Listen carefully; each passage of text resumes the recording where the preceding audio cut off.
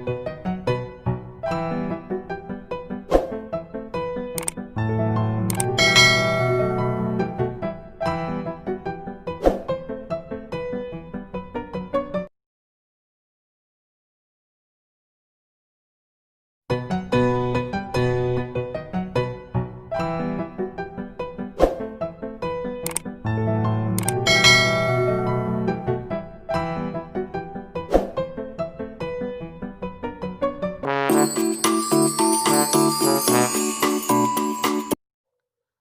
बच्चों, कैसे हैं आप सभी। मैं लेकर के आया हूँ वर्कशीट 25 और मेरा नाम है दीपक सर। आप मुझे जानते होंगे सभी बच्चे। आज की वर्कशीट है directorate of education GNCT of Delhi की, और ये सब्जेक्ट है आपका सोशल साइंस, सब सब्जेक्ट आपका history, chapter number 2, socialism in Europe and the Russian revolution. Europe में समाजवाद और रूसी क्रांति। आज की डेट है 1 सितंबर 2020। और ये क्लास किसके लिए है, ये वर्कशीट 9th क्लास के लिए है। ठीक है। और वर्कशीट का जो टॉपिक है रशियन रेवोल्यूशन 3, रूसी क्रांति 3। ठीक है। तो बेटा अब हम बढ़ते हैं अपनी इस वर्कशीट में हमें क्या पूछा है या क्या दिया गया है। तो फर्स्ट पैराग्राफ में लिखा है social and political change during Russian revolution. तो रशियन रेवोल्यूशन में सामाजिक और आर्थिक बदलाव किस तरह से आए, ये हम इस पैराग्राफ में पढ़ रहे हैं। ठीक है। तो स्टार्ट कर रहे हैं। At the beginning of the 20th century the Russian economy was based on agriculture, where 85% of population earned their living from agriculture। इसमें बताया है बेटा कि 20वीं सदी के आरंभ में रूसी अर्थव्यवस्था मूलतः कृषि पर आधारित थी, जहां पे लगभग 85% लोग कृषि से जुड़े थे। ठीक है। नेक्स्ट क्या लिखा है, कन्वेंशनली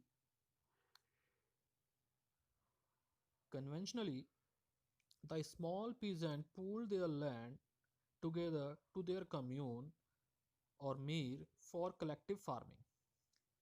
तो इसमें कहा गया है कि परंपरा के रूप में अक्सर छोटे किसान अपनी भूमि कम्यून या मीर को सौंप कर सामूहिक खेती करते थे।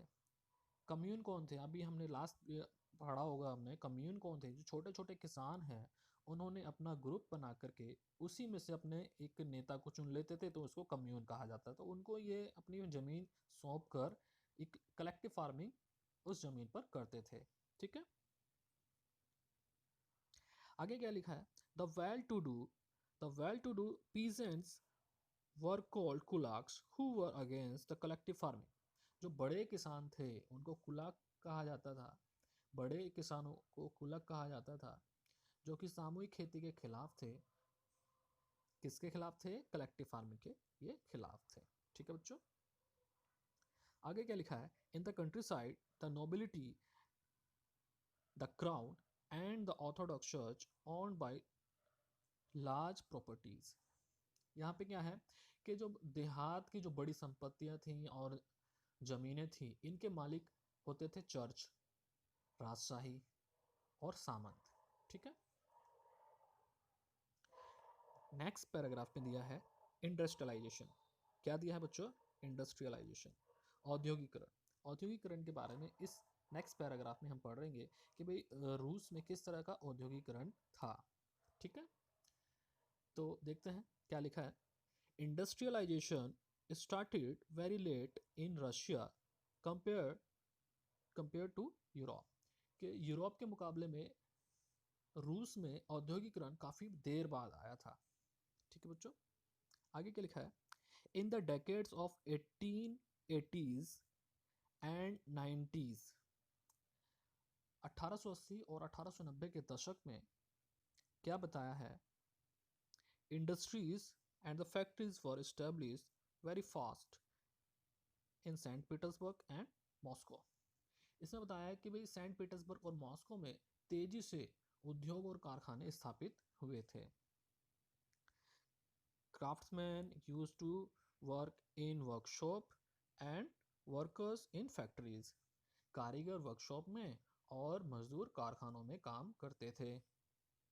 ठीक है, आगे क्या लिखा है, craftsman considered themselves superior than factory workers।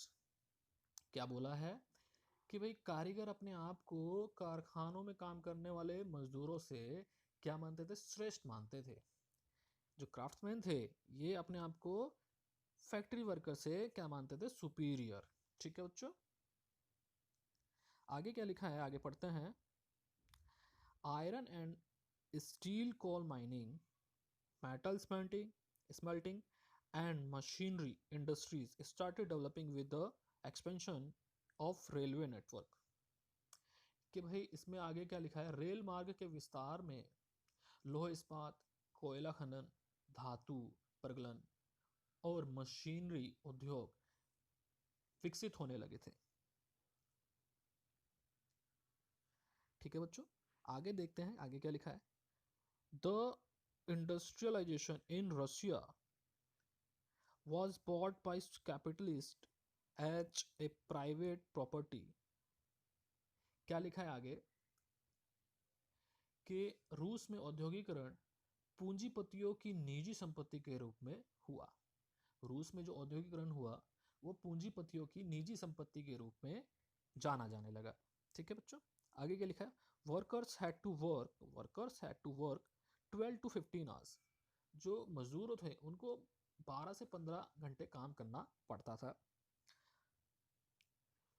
Long working shift with low wages, और यहाँ पर ये घंटे, काम करने के घंटे तो ज़्यादा थे और ये शिफ्ट वाइज इनको काम दिया जाता था, लेकिन इनको वेजेस जो दी जाते थे, इनको जो इनकम दी जाती थी वो लो थी, बहुत ही कम थी, काम करने के मुकाबले में कम थी। ठीक है बच्चों, आगे क्या लिखा है, women workers were paid less than the man. कि भाई जो औरतें जो यहाँ पे मजदूर थी, वुमेन जो थी, इनको पैसा कम दिया जाता था, किसकी कंपेयर में, आदमियों के कंपेयर में या आदमियों के मुकाबले में इनको पैसा कम दिया जाता था। काम दोनों बराबर करते थे लेकिन औरतों को पैसा कम मिलता था। ठीक है बच्चों, आगे क्या लिखा है, the condition of workers was very poor, often they had dissatisfaction for better facilities and more wages. यहाँ पे क्या था कि भाई मजदूरों की दशा बहुत शोचनीय थी या गंभीर थी। उनमें अक्सर बेहतर सुविधा और अधिक वेतन के लिए असंतोष रहता था। कि भाई उनको लगता था कि भाई हमें और अच्छी सुविधा मिल सकती थी या और अधिक हमें पैसा मिल सकता था इतना काम कराने के बाद। ठीक है बच्चों, आगे क्या लिखा है, workers association were also form. यहाँ पर अब मजदूरों का संघ भी बनाया गया और क्या किया गया, the protest and the strikes for demands was a general trend. और अब इनका संघ बनने के बाद क्या हुआ कि भाई यहाँ पे क्या किया जाने लगा, हड़ताल और प्रदर्शन किए जाने लगे उनकी मांगों को लेकर के। क्या मांगे थी, अभी हमने ऊपर देखा था कि भाई अच्छी वेजेस इनको मिले, अच्छी इनको फैसिलिटीज मिले, और अच्छी इनको काम करने के घंटे थोड़े कम किया जाए, ये इनकी मांग थी। ठीक है, आगे क्या लिखा है, in the beginning it was the common thought that the peasant, not workers, would be main force of the socialist revolution. But under the leadership of Lenin, Bolshevik felt that peasants were not one united group and they are not disciplined। अब देखते हैं भाई इसमें क्या किया कि भाई शुरू में माना जाता था कि मजदूर नहीं बल्कि किसान ही समाजवादी क्रांति की मुख्य शक्ति बनेंगे। लेकिन लेनिन के नेतृत्व में बोल्शेविकों का मानना था कि किसानों में एकजुटता और अनुशासन का अभाव है। therefore the control एक सेकेंड, क्या लिखा है,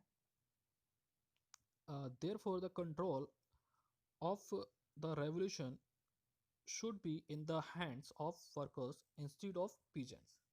तो अब इन्होंने कहा कि भाई क्रांति की बागडोर किसानों के हाथ में नहीं, मजदूरों के हाथ में होनी चाहिए। ठीक है बच्चों, आगे देखते हैं आगे क्या लिखा है। नेक्स्ट पैराग्राफ में हम देख रहे हैं, the effect of first world war on Russia, Russia पर प्रथम विश्व युद्ध का प्रभाव क्या पड़ा। ठीक है बच्चों, ये उसी टाइम की बात है जब फर्स्ट वर्ल्ड वॉर स्टार्ट हुआ था 1914 में। तो 1914 में ये स्टार्ट हुआ था और आगे 1919 तक ये चला था। ठीक है, तो यहाँ पर रशिया में ये क्रांति स्टार्ट हो गई थी। तो अब यहाँ पर वर्ल्ड वॉर का जो इफेक्ट पड़ेगा वो देखते हैं भाई किस तरह से इफेक्ट पड़ रहा है। तो देखो क्या है, एज द वॉर कंटिन्यू, जैसे कि युद्ध चल रहा था, anti German sentiments ran high. St. Petersburg, a German name, was changed to Petrograd। क्या बताया है कि भाई सेंट पीटर्सबर्ग जो कि एक जर्मन नाम था, उसका नाम बदलकर पेट्रोग्राड कर दिया गया है। ठीक है, क्या नाम कर दिया गया, पेट्रोग्राड। सेंट पीटर्सबर्ग का नाम पेट्रोग्राड कर दिया गया। ठीक है, आगे क्या है, the Russian army was fighting a tough war at the eastern and the western front. पूर्वी और पश्चिमी मोर्चों पर रूसी सेना कठिन युद्ध लड़ रही थी। There were millions of casualties and millions became refugees in their own country। लाखों लोग मारे गए, लाखों अपने देश में शरणार्थी हो गए। लाखों लोग इसमें मारे गए थे और लाखों जो लोग थे इसमें रेफ्यूजी या शरणार्थी हो गए।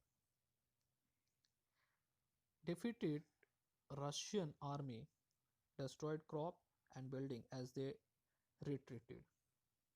हारती हुई रूसी सेना पीछे हटते हुए फसलों इमारतों को नष्ट करती जा रही थी।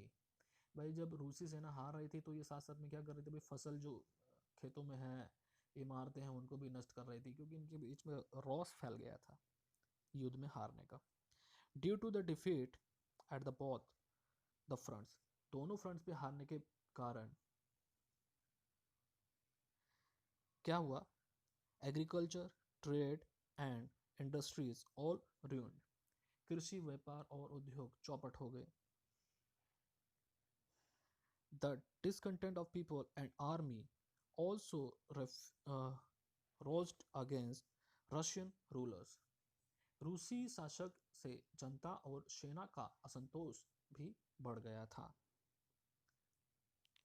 नेक्स्ट पैराग्राफ देख रहे हैं बच्चों, क्या लिखा है। नेक्स्ट पैराग्राफ है रेवोल्यूशन ऑफ 1917, 1917 की क्रांति। तो इसमें देखते हैं क्या लिखा है, in the severe winter of February 1917, फरवरी 1917 में भीषण सर्दी में food shortage was deeply felt in the workers quarters. मजदूरों के इलाकों में अनाज की भारी कमी हो गई थी। वर्कर्स कॉल्ड ए स्ट्राइक, मजदूरों ने हड़ताल कर दी। On the 20th to 2nd February, under the leadership of women, officials buildings were surrounded। क्या बताया कि 22 फरवरी को महिलाओं के नेतृत्व में सरकारी इमारतों का घेराव किया गया। आगे, the Tsars desire to dissolve the Duma was strongly opposed। क्या बताया है इसमें, जार द्वारा ड्यूमा को भंग करने के प्रयासों का पुरजोर विरोध हुआ। आगे क्या है, on 27th February the cavalry refused to fire on the demonstrators and mutinies। अब इसमें क्या बताया कि 27 फरवरी को सेना की टुकड़ी ने प्रदर्शनकारियों पर गोली चलाने से इनकार कर बगावत कर दी। कि भाई इन्होंने प्रदर्शनकारी जो यहाँ पे स्ट्राइक पर जो थे, यहाँ की जो आर्मी थी, इन्होंने उस पर मना कर दिया कि भाई हम गोलियां नहीं चलाएंगे इनके ऊपर। ठीक है बच्चों, आगे क्या लिखा है? The Soviet of worker and soldiers form a provisional government on 2 March and tsars अभी एब्डिकेटेड। क्या बताया है आगे कि भाई मजदूरों और सैनिकों की बनाई सोवियत ने 2 मार्च को अंतरिम सरकार बनाई और जार को राजगद्दी छोड़नी पड़ी। इन्होंने मजदूरों का एक संघ बनाया और इस संघ बना करके सरकार इन्होंने बना दी, और 2 मार्च को क्या हुआ कि भाई जारों को अपनी गद्दी छोड़नी पड़ी। आगे क्या लिखा है? Russia's future would be decided by the constitute assembly. अब क्या बताया कि भाई देश का जो शासन चलाने के लिए सार्वभौमिक वयस्क मताधिकार में चुनी संविधान सभा बनाने का निर्णय लिया गया। Elected on the basis of universal adult suffrage. इसमें क्या बताया कि भाई सार्वभौमिक वयस्क मताधिकार से चुनी हुई संविधान सभा बनाने का निर्णय इसमें लिया गया है। फिर आगे क्या बताया है? More than 500 Soviet were set up everywhere in Russia like the Petrograd Soviet. बताया है आगे पेट्रोग्राद सोवियत की तर्ज पर पूरे रूस में 500 से अधिक सोवियत चुनी गई। ठीक है बच्चों, आगे क्या लिखा है? In the countryside peasants pressed for redistribution of land. कभी देहात में किसान जमीन बांटने पर जोर देने लगे। जमीन बांटने पर जोर देने लगे। This issue grow the conflict between the provisional government and the Bolshevik. और इसी में प्रश्न से क्या हुआ कि भाई सरकार और बोल्शेविक के बीच भारी मतभेद हो गया। इन अक्टूबर 1917 Lenin persuaded Petrograd Soviet and the Bolshevik Party to agree to a socialist seizure of power under the Trotsky Trotsky Trotsky इसमें बोला गया है। क्या है दोबारा पढ़ेंगे। In the 1917, Lenin persuaded Petrograd Soviet and the Bolshevik Party to agree to a socialist seizure of the power under the Trotsky। Okay, क्या लिखा है इसमें? अक्टूबर 1917 में लेनिन ने ट्रोट्स्की के नेतृत्व में पेट्रोग्राद सोवियत और बोल्शेविक पार्टी को सत्ता पर कब्जा करने के लिए राजी कर लिया कि भाई अब यहाँ पे दोनों तरह की पार्टी यहाँ पर मिल गई और इन्होंने कब्जा करने की सोची या कब्जा करने के इन्होंने प्रयास किए। ठीक है, आगे देखते हैं क्या लिखा है। The uprising began on 20th October and by December Bolshevik controlled the Moscow Petrograd area। 24 अक्टूबर को विद्रोह शुरू हो गया और दिसंबर तक मॉस्को पेट्रोग्राद इलाके पर बोल्शेविक का नियंत्रण स्थापित हो चुका था। ठीक है, आगे देखते हैं चेंजेस ब्रॉट बाय बोल्शेविक कि भाई बोल्शेविक ने जब कंट्रोल पा लिया मॉस्को पेट्रोग्राड पर तो भाई इन्होंने क्या चेंजेस किए। देखते हैं क्या चेंजेस किए।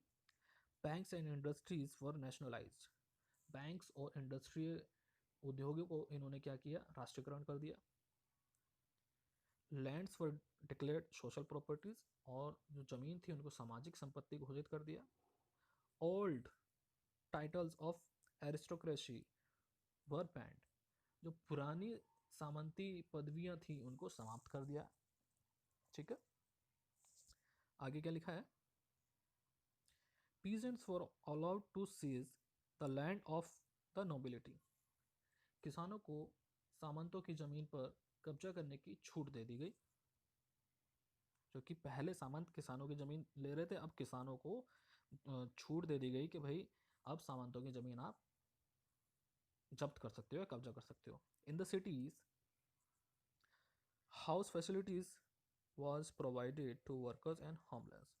और अब क्या कर दिया गया भाई, जो शहरों में बेघर मजदूरों के लिए अब इन्होंने क्या कर दिया, आवास की सुविधा कर दी। कि जो शहरों में जो वर्कर्स थे जिनके पास घर नहीं था, अब उनको रहने के लिए जगह भी इन्होंने दी।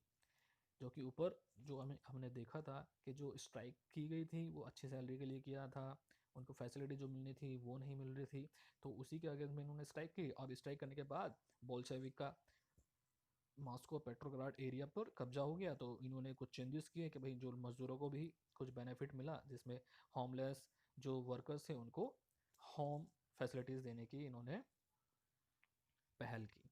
तो अब हमारी ये वर्कशीट कंप्लीट होती है। अब हमें नीचे कुछ क्वेश्चंस दिए गए हैं, question number 1, question number 2, question number 3, question number 4। ये चारों क्वेश्चन मैंने अभी वर्कशीट में कराए हुए हैं, इनका सॉल्यूशन मैंने दिया हुआ है। तो आप सभी बच्चे अपनी पेन और कॉपी लेकर के बैठेंगे और इन सभी चारों क्वेश्चंस के आंसर नोट करेंगे। Okay, thank you.